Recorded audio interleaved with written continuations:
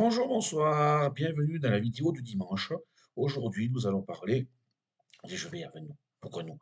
Je vais parler de ce qui se passe en Iran, la révolte qui dure depuis une vingtaine de jours maintenant.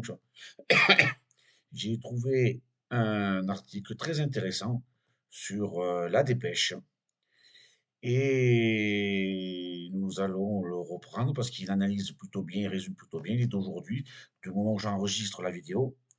Alors, c'est un décryptage. L'Iran, 2 points. Le vent de la révolte souffle dans la République islamique. Peut-il se transformer en révolution? Se pose la rédaction.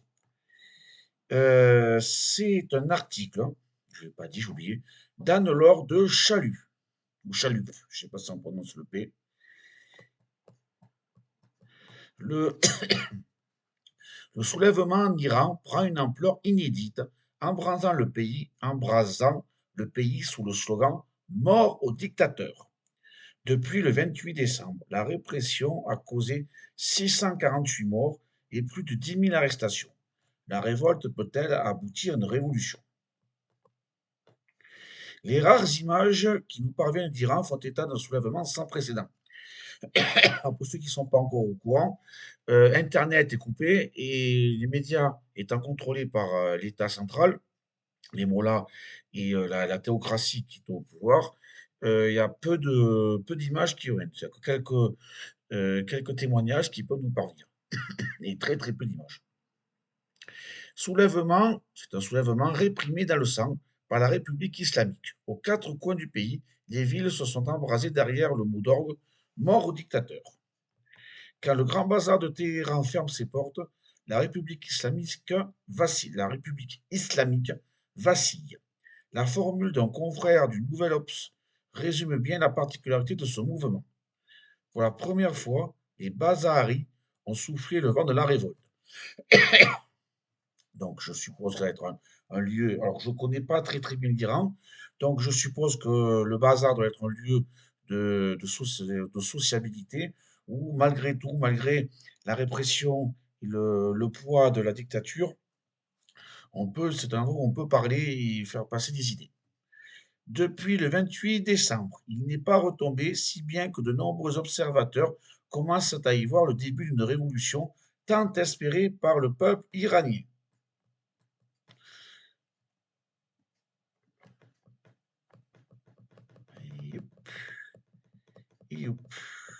C'est où ça?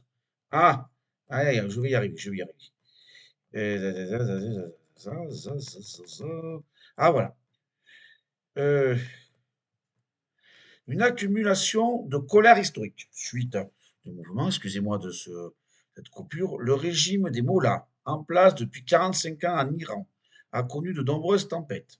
En 2009, des millions d'Iraniens se rassemblent sous le slogan Où est mon vote, dénonçant la réélection jugée frauduleuse du président Mahmoud Ahmadinejad.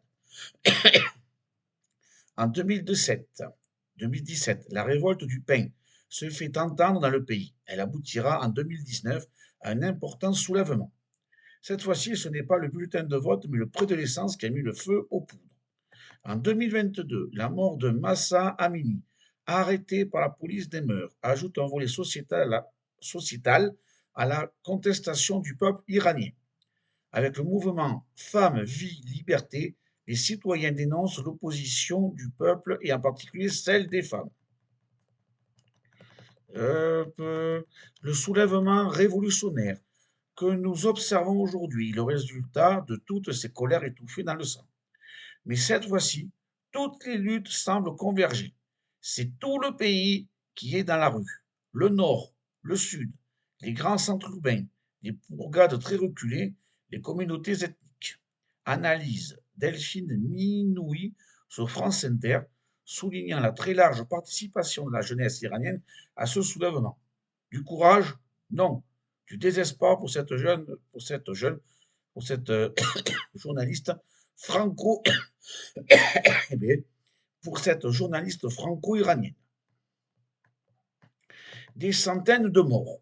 Un constat partagé par le sociologue et politologue et par la sociologue et politologue iranienne Manaz Shirali, alors j'espère que je prononce bien, qui observe que les Iraniens n'ont jamais été aussi désespérés. Elle déplore également une catastrophe humanitaire sans précédent au sujet des manifestants tués depuis le 28 décembre en Iran.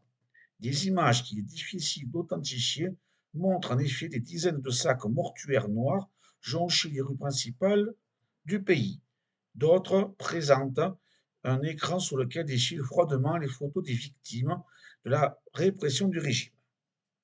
À ce jour, l'ONG Iran Human Rights dénonce 648 morts et près de 2600 plus de ouais et près de 2600 morts et plus de 10 000 arrestations. Ah, et près de ah oui, il manque un mot, oui, oh là là, qu'est-ce qu'il faut? Il manque un mot.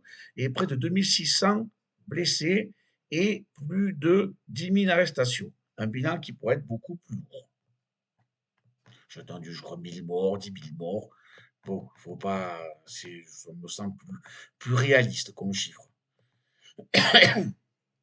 Malgré la violence des gardiens de la Révolution, à qui il a été demandé de disperser les manifestants par tous les moyens, et le blackout imposé aux Iraniens. La colère ne se tait pas, et certains se pourraient même arriver d'un après libéré de l'ayatollah Khomeini et de ses mollahs. Je pense ça plutôt des mollards, mais enfin bon, oui, j'avoue, c'est insultant et je l'assume. Dans ce contexte, le nom de Reza Pahlavi, le fils du dernier Shah d'Iran, circule de plus en plus. Certains espèrent une intervention étrangère, à l'image du spectaculaire enlèvement de Nicolas Maduro par Donald Trump.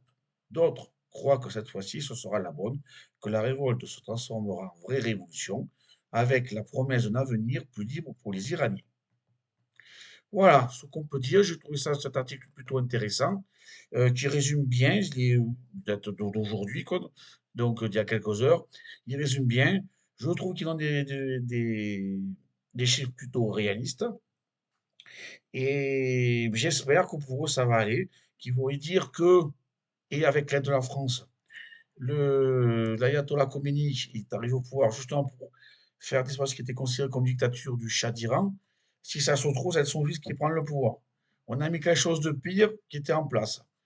Bon, en espérant que, visiblement, la solution, ce serait d'échange, serait le Shah d'Iran, le fils du Shah d'Iran, du dernier Shah d'Iran, donc avec une constitution, on va dire, le plus libérale possible, où chaque Iranien et chaque Iranienne puisse trouver sa place. Je souhaite de tout cœur que ça réussisse, que les révoltés, alors je vais dire les révoltés du Bounty, non, les révoltés de l'Iran, se réussissent à mettre à bas leurs leurs dirigeants. Il semblerait bien que les menaces de Donald Trump, visiblement ça peut, c'est notre sujet, une digression sur le Groenland, je ne suis pas tout à fait d'accord avec ce qu'il veut faire, mais les menaces, vu ce qu'il a fait au Venezuela, ça en va porter parce qu'il était question, passé un moment, de vouloir exécuter ceux qui étaient arrêtés. Ça, il semblerait qu'ils aient stoppé ce genre de choses, mais les autorités continuent à tirer sur les manifestants. Donc, on peut être à 10 000 kilomètres d'un endroit et être solidaire de ce qui se passe. Voilà, je reste solidaire. Je sais, c'est très facile de parler derrière un écran. Moi, je prends aucun risque. Donc, je fais simplement qu'en parler. Pour ceux qui me suivent, le petit bout, j'espère que vous êtes comme moi, vous le soutenez, que vous suivez ce qui se passe. Et si on peut faire quelque chose un petit peu plus, s'il y a une solution, ben, je n'hésiterai pas à en parler. S'il y a une quête, une solidarité, un point commun, n'importe quoi, je peux toujours en parler. Le fait d'ailleurs d'en parler, de faire circuler ce qui se passe en Iran, c'est déjà un bon point. C'est déjà quelque chose contre ces gens, contre l'intégrisme, le fanatisme religieux. Là, c'est le fanatisme musulman, enfin islamique. Donc, stop, laissez-nous tranquilles. Foutez-nous la paix, foutez surtout la paix aux Iraniens. Donc, la vidéo va prendre fin. Je vous souhaite une bonne semaine et à dimanche prochain. Au revoir.